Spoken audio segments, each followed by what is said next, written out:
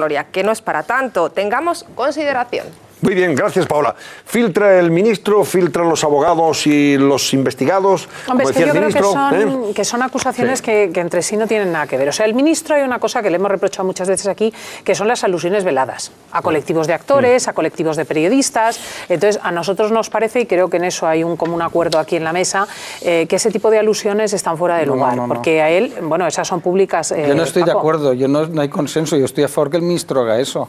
Me parece muy bien que le recuerde a la gente que paguen impuestos. No, pero tú no puedes, señalar. Pero tú no puedes señalar en un caso socialmente, por ejemplo, en un momento determinado surgen los premios Goya y entonces tú por lo que sea dices los actores tal, o de repente estás en un debate con los periodistas y dices, ojo los periodistas, yo particularmente tengo que decir que a mí esa actitud no me gusta. Ahora bien, decir que el ministro ha dado datos concretos o que los han dado los inspectores está fuera de lugar. El otro día hablábamos aquí con el jefe de los inspectores, con Ramsés Pérez Boga, y entonces él lo que decía que en el caso Monedero alguien había puesto sobre la pista al propio Monedero de que le estaban siguiendo los inspectores. Pero yo tengo mis dudas porque hoy en día ya se sabe, y lo saben los asesores fiscales, que si la prensa está hablando de ti y están diciendo que tú has defraudado, van a ir a por ti y te tienes que quitar de en medio, que es lo que hizo él, que lo estaban buscando en su casa, lo estaban buscando en el partido y no aparecía.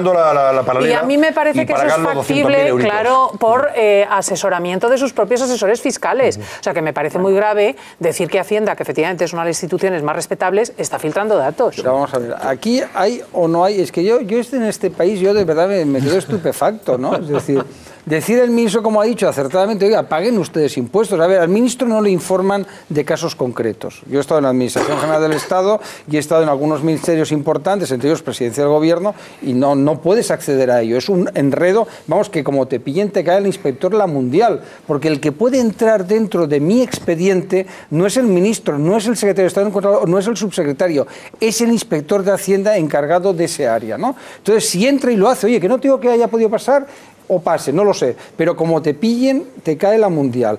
Luego, que el ministro cite, sí que él sabe las áreas de actuación de la agencia tributaria, entre otras cosas porque son públicas, digo, desvelo un gran secreto, son públicas, es decir, ellos hacen lo que llaman, no sé si hacen técnicamente campañas o lo que sea, y se dedican pues determinados momentos, ¿no? Nos ha tocado a los periodistas, es verdad, sí, claro, ha tocado a los periodistas, y hay compañeros periodistas que les ha caído la mundial y que están cabreados, no citaré a nadie, porque algunos incluso lo han dicho en público, están muy enfadados con el ministro, ¿no? Y les ha tocado a los que tienen sociedades profesionales que no cumplen el objetivo que en este país tiene una sociedad. Entonces el ministro ha sido duro y es verdad, él tiene el carácter que tiene, pero de ahí este machaque del ministro, porque es el ministro de Hacienda, me deja estupefacto. Antonio Gallego. No, yo quiero decir, uno de los objetivos del Ministerio de Hacienda, yo creo que cualquier ministro de Hacienda lo tiene que hacer así, es luchar contra el fraude. Sí. Estamos en el récord histórico de recaudación contra el fraude. Lo hemos conocido hace una semana. 12.400 millones de euros en la lucha contra el fraude. A veces le puede tocar a un mediático, a veces a un no mediático, pero desde luego lo que sí que está clarísimo es que el ministro de Hacienda no dice investiguen a ese. Porque, como decía Paco, desde luego no tiene acceso a esa cuestión. Yo creo que esto es una maniobra de distracción, es una cortina de humo para que no hablemos de lo importante. Estamos hablando, el tema es Monedero, es un señor que no pagó los impuestos, que tuvo que hacer una declaración complementaria de 200.000 euros. El señor Pablo Iglesias, socio suyo, que tiene una productora disfrazada, asociación sin ánimo de lucro, en fin, que tuvo que cambiar su declaración de bienes en el Parlamento Europeo, que 3.000 euros al mes de Irán, pero luego salieron que sí, pero luego que no. En fin, y ahora la culpa de todo esto, de Montoro, como siempre.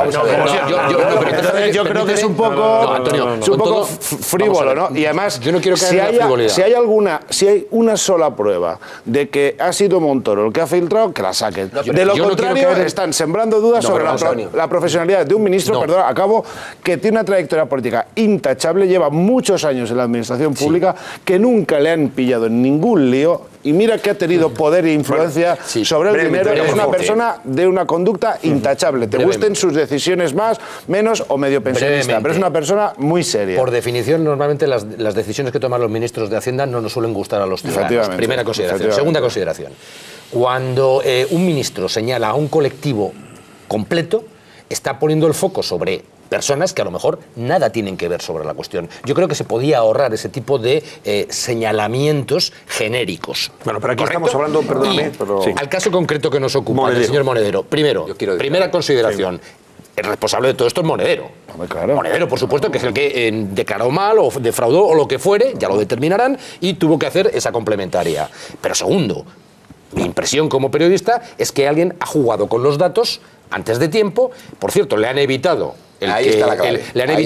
el que le caiga un proceso penal por delito fiscal, porque le ha permitido el jugar con esos datos, hacer esa complementaria previamente a que se le comunicara a la inspección. Pues si eso es así, entonces más motivos para que no sea Montoro el que filtre, ¿no? En teoría. Que digo, yo no he acusado a Montoro. Si Montoro ha filtrado y ha ayudado a Monedero, entonces no ha sido Montoro, ¿no? No lo acusaré hasta que no tenga las pruebas, como se hace siempre en periodismo. Lo que digo es que alguien, y no sé quién, ha jugado con esos datos y ha perjudicado, en definitiva, a todos. Pero a lo mejor no mires a lo más arriba del ministerio. No miro a ningún sitio, es que no sé por dónde viene la filtración. Yo tengo la completa seguridad de que la filtración no viene por Montoro. Probablemente. Como tengo la completa seguridad de que Montoro es ciertamente muy efusivo a la hora de señalar a gremios, y no debería hacerlo, y tal, como si fueran todos presuntos delincuentes. Y no debería hacerlo. Yo eso se lo reprocho al ministro de Hacienda. Ahora bien, tú has apuntado la clave. A mí, si tiene que venir a Hacienda, yo quiero ser Juan Carlos Monedero. Ahí te quiero ver. Quiero ser Juan Carlos Monedero, porque en realidad ha sido un privilegiado. Es de los poquitos españoles que, como consecuencia de que supo con antelación que le andaban buscando, tuvo tiempo de presentarse en una oficina de Hacienda y decir, oiga, que quiero regularizar. De tal manera que si hubiera abierto las puertas de su casa a Hacienda y le hubieran comunicado, como a otros muchos, que le estaban haciendo una paralela, tendría que haber hecho frente a una multa que va del 50 al 100%. Y si el delito... en función del caso. Y si supera 120.000, delito Bueno, fiscal. pues el señor Monedero es de los pocos españoles que ha tenido bula. Es decir, que como ha podido regularizar... Oye, y lleva 14 días preparando las explicaciones, ¿eh? Oye, de dónde viene el dinero, cómo lo factura, ayer anticipó que origen y motivo por el que lo gana, etc. Ahora, las cuentas bancarias. Lleva 14 días. Dice, ya tengo papel. Quiero yo pensar que no ha sido... Anuncia que va a salir mañana o pasado mañana. Pero lleva 14 días y no ha presentado ni una factura. No, mañana o pasado mañana. Dice que va a presentar. Mañana. Yo me temo que ha hecho, claro, han preparado todos los papeles. Por eso quiero yo pensar que no ha venido del entorno de Montoro. Porque si yo me entero que ha venido del entorno de Montoro y encima ha salido beneficiado el señor Monedero, es que le cojo por los pelos a Montoro. Pues entonces, por lo que decía, no tiene sentido. Yo no sé de dónde ha venido filtrado, pero parece que es verdad que el señor Montoro tiene un problema porque se filtran datos desde su ministerio. Pero y me parece que no es que si tú sales en la prensa, pon pies en polvorosa, te lo dice el asesor fiscal. Cuando el señor, dejadme por favor, es que esos datos no hace falta que se filtren. Mientras estabais vosotros dando vuestros argumentos. De verdad que cuando el señor Montoro sale a la palestra con este tipo de informaciones y tal, y se tiene que salir a la defensiva, a mí me preocupa, porque efectivamente lo que estamos intentando es perseguir a la gente que está defraudando. Estamos perseguir a determinados elementos que vienen aquí de apóstoles de la limpieza política y luego vemos que a la mínima están absolutamente manchados por no se sabe muy bien qué. Por lo tanto, yo evidentemente no voy a defender a esa gente que nos querían dar clase a todos de limpieza y de ética y de no sé cuántas cosas más. Correcto. Afortunadamente los españoles ya les están calando y saben perfectamente quiénes empiezan a ser estos nuevos políticos. Pero más allá de eso, hay que reconocer que algún problema también tiene el señor Montoro en el ministerio. Y sería, por cierto, una responsabilidad por parte de la oposición, y yo creo que Pedro Sánchez esta mañana lo ha hecho muy bien, exigiendo al ministro, oye, que ponga un poquito de orden en su casa. Tiene que ser más ¿Por qué si no puede suceder esto? Que a algunos se les avise antes de tiempo y las responsabilidades finales no sean capaces de llegar hasta... ¿Puedo dejar una pregunta en el aire? Sí, deja la pregunta en el aire. Venga, Antonio. Hay una serie de técnicos en Hacienda que están ayudando mucho a Podemos últimamente, ¿no? Hay un sindicato de técnicos, una gesta. No quiero pensar... Eso se ha dicho. Se ha comentado... No quiero pensar que los empleados son técnicos, no son inspectores, ojo, vamos a entrar a colocar técnicos, no inspectores. Eso sabéis vosotros, aquí los periodistas de la mesa. Gesta que eso se habla. Que además, yo lo preguntaba a un inspector de Hacienda y dice, claro, no sabemos de dónde sacan los datos, porque hacen unas estadísticas... Ellos son técnicos, no son ellos son técnicos. Entonces es algo muy español. Yo no hago la oposición de inspector, pero que me la den by the face, ¿no? Sabes que me gustan mucho los gestos, ¿no? El chamán, la jeta... Entonces llega el técnico de Hacienda y dice, oiga, hágame el dedo de Pedro Sánchez. Entonces dice, no, el de Sánchez, hombre, Sánchez arrasa. Hay dos Sánchez arrasa. Hay dos objetivos, hay dos megadedos. Vamos. Entonces, claro, llegan los técnicos de Hacienda, oye, que son muy útiles, ¿no? Pero que tienen, no quiero ofender a nadie, una posición subordinada, por eso no han hecho la oposición de inspector de Hacienda. Porque yo siempre me hubiera pensado, digo, mira, no, me gusta la universidad, pero oye, no me me importaría que me regalen la oposición de inspector de Hacienda. Oye, tengo más méritos que ellos, ¿no? Llevo años cumpliendo con Hacienda, me gusta la administración, me gusta la economía, doy clases de historia de la economía, pues ¿por qué no me pueden hacer inspector de Hacienda o no? ¿No? Pues ya está, como hay. ¿no? Pues ya está. Porque el gran dedo, bueno, claro, puede que te designen inspector. Llegue Pedro Sánchez. No, o Mariano. Pedro, hazme inspector de Hacienda. Mariano, haz inspector a Paco No, mejor Valbuena. Pablo Iglesias. Pablo Iglesias, como nos hará el modelo bolivariano, que por cierto, Bolívar era una... esta reivindicación de Bolívar, yo tengo la suerte que pude comprar las obras completas de Bolívar, que es una cantidad de libros impresionante, que además es raro tenerlas, con las cartas, etcétera, ¿no? Y entonces, claro, Bolívar era un aristócrata elitista, ¿no? Es decir, que contemplaba el indigenismo, ¿no? Con esa superioridad de un aristócrata, insisto, criollo, ¿no? Entonces, claro, la reivindicación de Hugo Chávez de Bolívar siempre me ha llamado la atención, digo, porque yo creo que no sabía quién era, no sabía quién era Bolívar, como Antonio López de Santa Ana, como pues lo que son, todos eran aristócratas. Todos eran niños bien y liberales. Ahí es como Podemos, no había un pobre. A ver si habéis visto vosotros en Podemos un obrero o un pobre. Os doy un premio. Voy a pedirle a la cámara que enfoque la camiseta que lleva nuestro invitado. ¿Ven ustedes? A ver. Ahí está. Este es el símbolo de Podemos, ¿verdad? Con un stop, o sea, con una señal de prohibido, ¿no? Más o menos. O de peligro, ¿no? O de peligro. Peligro o prohibido, que las dos cosas. Sugiere las dos cosas. ¿Y MEVA qué significa? Vemos la bandera de Venezuela y la de España. ¿Qué significa MEVA? Movimiento Español Venezolano Antipodemos. Antipodemos. Sí. Usted se llama Wilmer Baute. Ya le he preguntado yo antes si era familia de Carlos Baute, del cantante, pero no, ¿no? Bueno, mi abuelo dice que sí, el origen viene del mismo apellido canario, que sí, pues emigró a Venezuela y pues de ahí venimos. Bueno, movimiento español venezolano Antipodemos. ¿Usted estudia en España? Sí, actualmente estudio inglés. ¿Desde cuándo está aquí? Hace ya 6 años y medio. 6 años. Y tiene un acentazo, o sea, no ha perdido absolutamente nada sus orígenes, está claro. ¿Por qué decide fundar este movimiento Antipodemos en España? Bueno, yo creo que el reflejo de una preocupación de los venezolanos residentes en España y también una preocupación y un descontento social generalizado en gran parte de la población española en cuanto a un partido político que creo que amenaza a la democracia en España, en caso de que coja... ¿Usted ha conocido a gente de Podemos en Venezuela? ¿Qué se dice allí de ellos? ¿O qué noticias tiene usted sobre su actuación en los tiempos del chavismo más exultante y glorioso? La información que yo tengo es que pasaban buenas vacaciones en Venezuela. Hombre. El señor Luis Alegre Sajonero, pues él fue a la Gran Sabana, fue a la isla de Margarita, fue a muchos sitios como la mayoría de los dirigentes de Podemos con la fundación SETS de por medio. Y bueno, además intentando hacer unos trabajos en Venezuela que por supuesto no cuestan, lo que reflejan las cifras escandalosas de dinero que por consiguiente nos da a entender a nuestro movimiento de que hay una financiación encubierta, una trama para financiar una campaña de un partido político, y también presumimos de que hay una financiación en B. Lo que pasa es que bueno, eso todavía no ha salido a la luz. Vamos a esperar a ver qué pasa, pero nosotros presumimos que hay una financiación en B porque se ha financiado la campaña política de la presidenta Cristina Kirchner en Argentina. ¿Con dinero venezolano? Con dinero venezolano. Hubo una valija con $800.000 que llegó hace algunos años para financiar la campaña política de la presidenta Kirchner con un avión de petróleos de Venezuela, y las personas involucradas fueron juzgadas y se confesaron culpables de haberlo hecho, y señalando a altos funcionarios de la empresa de petróleos de Venezuela, que es dinero público, es una empresa del Estado. Además hay casos también en cuanto a Bolivia y Ecuador de financiación desde parte del gobierno de Venezuela a la campaña política del presidente Evo Morales, a la campaña política de Rafael Correa. Entonces no nos extraña. Pero usted es el presidente, Wilmer, de este movimiento estudiantil de venezolanos Antipodemos.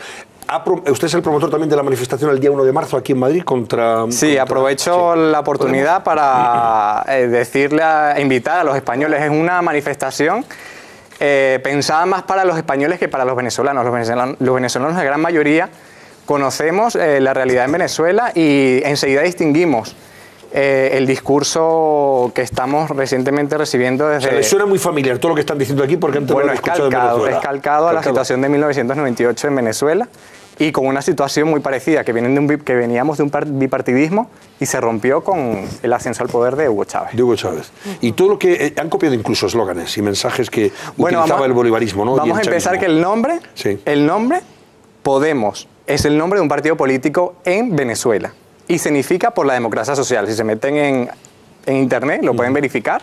Entonces ya por el nombre, que ellos, bueno, tienen una historia distinta del nombre, yo parto de que su nombre viene de otro partido político militante del chavismo en Venezuela, que se llama igual, Podemos, y con un color muy parecido, por cierto.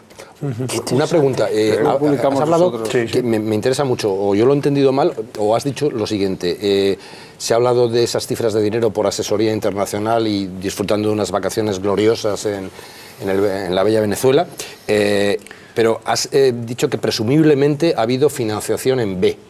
Sí. ¿Ese presumiblemente es porque tenéis datos que todavía no podéis hacer públicos porque no estén suficientemente contrastados o es simplemente una intuición?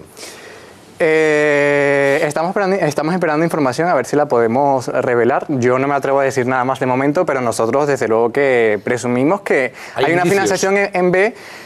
Bueno, ¿qué más indicio que el señor Monedero tenía un despacho en el Palacio de Gobierno? Es como decir que tenga un despacho... Eso no significa que tuviera dinero en B. Quiero decir, no, es que me interesa mucho corroborar el que sospecháis, en fin, atisbáis el que se puede llegar a demostrar en un momento determinado el que hubiera financiación en B. Con el nivel de corrupción que tiene el gobierno de Venezuela y de alguna forma de vandalismo, no nos extraña, y lo que le digo, estamos esperando recibir algún tipo de información a ver si la podemos revelar. Yo no sé por qué te extrañas tanto. No me extraño. No me extraño. ¿O tú te crees que todos los informes esos que dice la moneda única bolivariana y tal, y no sé qué, eso sí? Jaime, yo no me extraño, yo pregunto inocentemente. Vamos a ver, si la prueba más evidente es que no hay un informe en el mundo que cueste eso. Un país puede pagar 425.000 euros. Ya verás tú como el próximo día en la rueda de Juan prensa... Carlos Monedero, que no es un experto en monedas únicas. ¿No? Ya verás tú como el próximo día en la rueda de prensa aparece negro sobre blanco el informe. Claro, Otra cuestión es, como dice Antonio, si no están en este momento mecanografiándolo en Caracas para que este hombre pueda presentarlo. Vamos, por favor. Y la embajada ya se va encargado de sellar el sello de la presidencia de la República Venezolana. Hombre, a mí lo que me interesaría es que Vilner... a mí me interesa mucho lo que dicen los venezolanos en España, porque ellos están horrorizados. O sea, ellos una y otra vez hablas con ellos y te dicen, es que reconocemos lo que nos ha pasado, ¿no? Entonces, esta afirmación de Vilner me gustaría que la matizase. O sea, quiero decir, ¿en qué cosas es Podemos lo que le ha pasado a Venezuela? Bueno, lo primero es que el partido político Podemos, sus dirigentes en general, hablan, siempre en su discurso está el protagonismo ciudadano, la democracia participativa y protagónica. Son términos textuales que ha pronunciado el presidente de Venezuela, el fallecido presidente Hugo Chávez, para la campaña electoral de 1998. Hablan de darle mayor poder popular al pueblo. Hay una red... El empoderamiento, le encanta el empoderamiento. Exactamente. Incluso los ministerios se llaman Ministerio del Poder Popular se les cambió el nombre a todos los ministerios. Y todos empiezan con esa denominación. Con ese título. Entonces, también tenemos una similitud en cuanto a los círculos Podemos, por ejemplo. En Venezuela hay algo equivalente. Bolivarianos. Y voy a decir algo que es bastante grave. Son los círculos bolivarianos. Son los círculos bolivarianos y hay gente que está dentro de Podemos que no saben que es un círculo bolivariano y están dentro de un círculo de Podemos. O sea, hay gente dentro del mismo partido que no sabe en dónde está metido. Luego vemos un partido político que impulsa un proceso constituyente, que también se hizo en Venezuela, se hizo en Ecuador, nada más llegar al poder Evo Morales, se hizo en Ecuador Evo Morales, no, en Bolivia al llegar Evo Morales, en Ecuador al llegar Rafael Correa, y también que está promoviendo, en este caso, el partido que lidera Pablo Iglesias. Nosotros alertamos también de que en ese proyecto constitucional que ellos tienen, que ellos dicen... Si vemos la propuesta de Podemos es puro humo, no hay una propuesta y dicen que le van a consultar al pueblo mediante esos círculos Podemos y todo lo que ellos venden. Ellos su proyecto ya lo tienen debajo del brazo. Su proyecto consiste en seguramente ampliar los poderes de la Constitución. Tenemos 3 poderes que eran los que coincidían en Venezuela. En el año 1998, el legislativo, el ejecutivo y el judicial, pues agregar poderes. Se agregó el poder electoral, se modificó el sistema electoral, se agregó un poder ciudadano. Entonces eso nosotros lo presumimos y lo estamos alertando desde ya. Por si acaso si coincide, que seguramente va a coincidir con lo que ellos tengan en mente. Claro, y por otro lado tengo por aquí lo del salir del euro para aplicar un control cambiario como se ha hecho en Venezuela de la moneda. No lo pueden hacer con un euro, que no pueden controlar la cotización, tienen que salir del euro. Luego otra de las cosas que tengo por aquí, bueno, lo de debilitar las Fuerzas Armadas, salir de la ONU, salir de la OTAN, e incluso tienen en mente disolver la Casa Real desde un punto de vista de tomar el control de las Fuerzas Armadas. O sea, ellos no podrían gobernar sin tener el control total de las Fuerzas Armadas. Y como en este caso influye el rey o la Casa Real, pues... Bueno, llegó aquí reveló... No recuerdo si fue... perdóname. Sí, creo que Joaquín Leguina, a propósito de la cena de Zapatero con el señor Iglesias, Zapatero, Bono, Iglesias, creo que reveló Joaquín Leguina, algo así como que más o menos habían pedido, dice, hombre, nosotros nos gustaría que el rey dejara de ser rey y se presentara como candidato a presidente de la República Española. Esa es la solución para acabar con la monarquía. Por una institución que funciona ejemplarmente. Eso lo hablan en esa cena de Zapatero con Pablo Iglesias. Aquí lo revela el otro día. Ellos quieren hacer un proceso, oye, pero además es que él no ha engañado. Y hay una cosa que nos equivocamos todos con ellos, ¿no? Es que ellos lo cuentan todo, ellos lo dicen todo. Ellos en un programa de televisión, Pablo Iglesias dijo que iba a hacer un proceso constituyente al margen de la Constitución, que si gobernaba España y tenía el Congreso, vamos, la Constitución a la papelera, por una institución que funciona magníficamente en España, que es la monarquía, la corona, pues la quieren cargar, es que quieren hundir España. Yo tengo un compañero en el periódico, es mi director comercial, no me importará, Javier, que lo cite, que es una mujer, él es venezolano, la mujer es ingeniero de caminos venezolana, y me lleva advirtiendo, dices que no sabes el horror que es eso. Se tuvieron que ir los dos, gente magnífica, corriendo de Venezuela, desgraciadamente, para no sufrir al chavismo y al podemismo y a todas estas cosas. Es que hay que vivir como tú para poder expresar la realidad. Yo estoy de acuerdo con eso, pero por eso la alternativa no es como desde algunos sectores de ¿cómo le llamas? El chamán o algo así. El chamán ¿no? es la alternativa es no es movilizarse para ir a votar corriendo de nuevo a Rajoy. Hombre, claro, vas a votar. Si uno quiere cambiar de gobierno, ¿y eso qué tiene que ver con la presencia de Bilmer? La hora de humor es más la presencia de Bilmer. La hora de humor es más larga. Cuidado que estas cosas de Podemos algunos los están utilizando con el riesgo que tienen. ¿Cómo son lo están utilizando electoralmente. Pero si en Baleares os para habéis darle rendido. Cuidado. Pero hoy no estoy diciendo ninguna broma. Una cosa muy breve. En Baleares, que me preocupan por algunos sectores del Partido Popular. En Baleares os habéis rendido. Habéis entregado las elecciones en Baleares a Podemos, por favor. La lideresa de allí, déjate de Francesca, déjate de lío. No. Sabes perfectamente muy bien lo que te estoy diciendo. Yo cuando os escucho, hay que votar al Partido Socialista, no en el PP, tal, que si PP, que eso siempre aquello de entre unos y otros la cara sin barrer y al ver si el que beneficia de esta guerra entre el PP y el PSOE es a Podemos. Porque es exactamente lo que ocurrió en Venezuela. Claro. Hace unos años ocurrió exactamente en Venezuela. Los dos grandes partidos echarse los trajes a la cabeza y la gente decía, ¡oye! Estos chavales que vienen, los chavistas y tal, es un soplo de aire puro para acabar con el bipartidismo, la verdadera democracia. Venezuela nunca podrá ser Cuba. Yo te digo, ¿cómo va a ser Cuba, Venezuela? Siguiendo las directrices del señor Arriola, les encantaría, o por lo menos les encantaba, de que este efecto Podemos surgiera en la sociedad española para movilizar la derecha frente a los que nos dedicamos hasta la comunicación. Pero esta discusión que tiene que ver con Bilmer. Exacto, eso es lo que quería decir yo.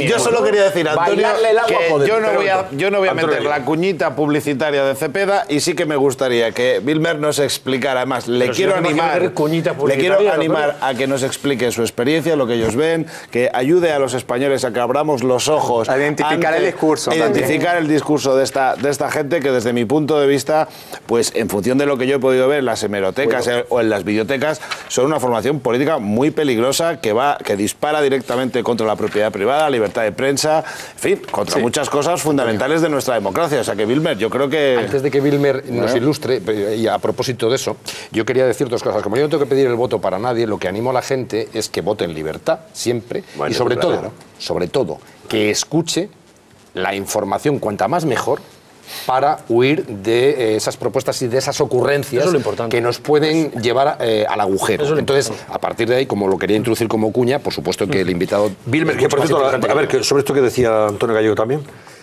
Que nos explique un poco más las similitudes que existen.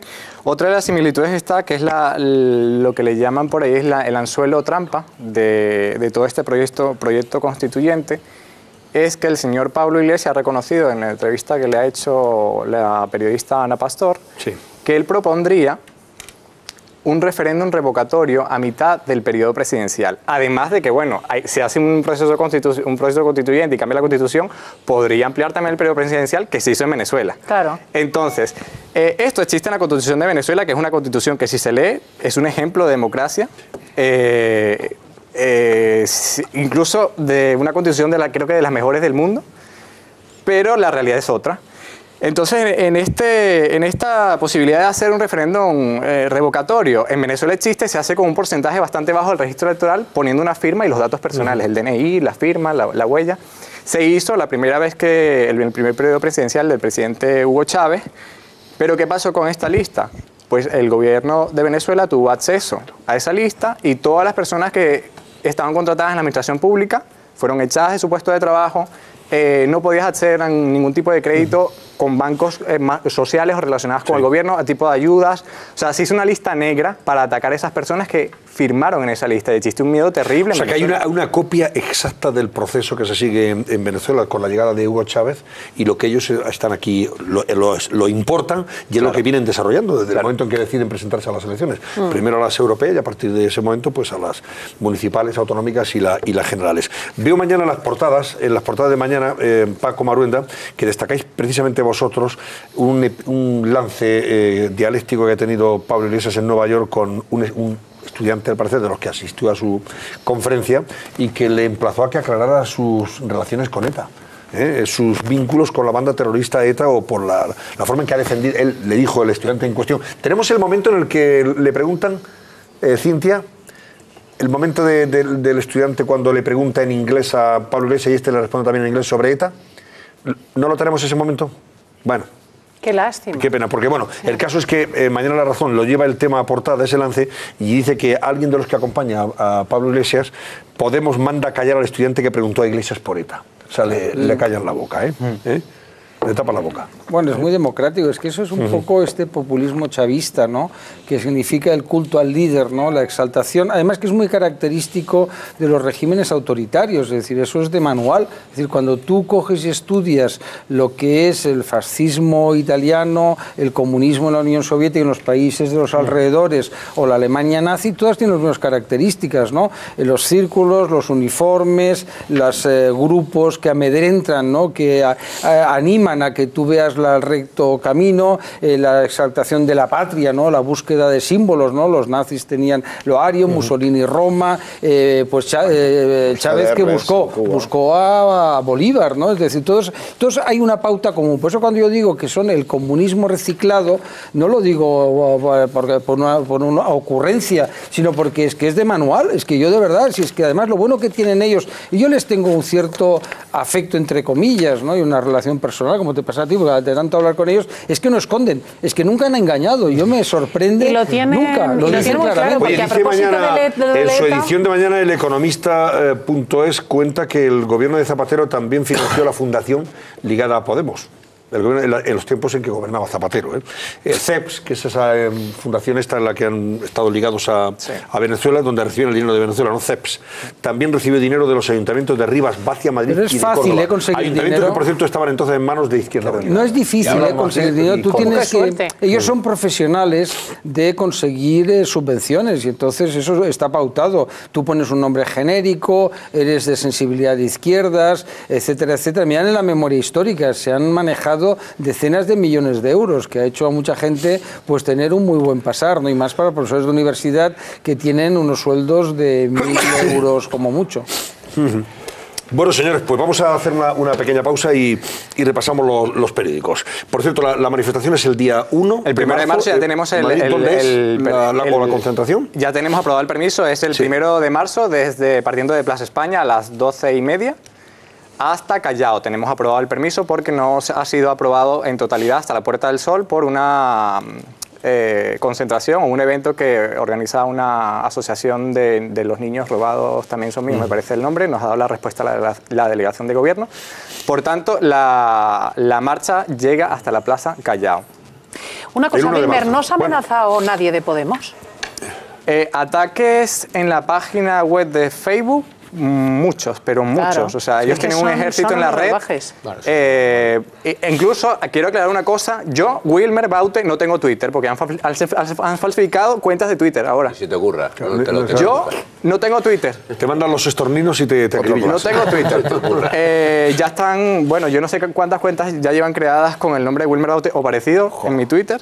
Una cosa que también hay que dejar claro, este movimiento no ataca a los electores, quiero decir, a las personas que apoyan a este partido político, ataca básicamente a sus dirigentes por el programa que traen debajo del brazo, que es un programa castrochavista que quieren importar desde Venezuela, y es lo que, por supuesto, ha llevado a crear este movimiento.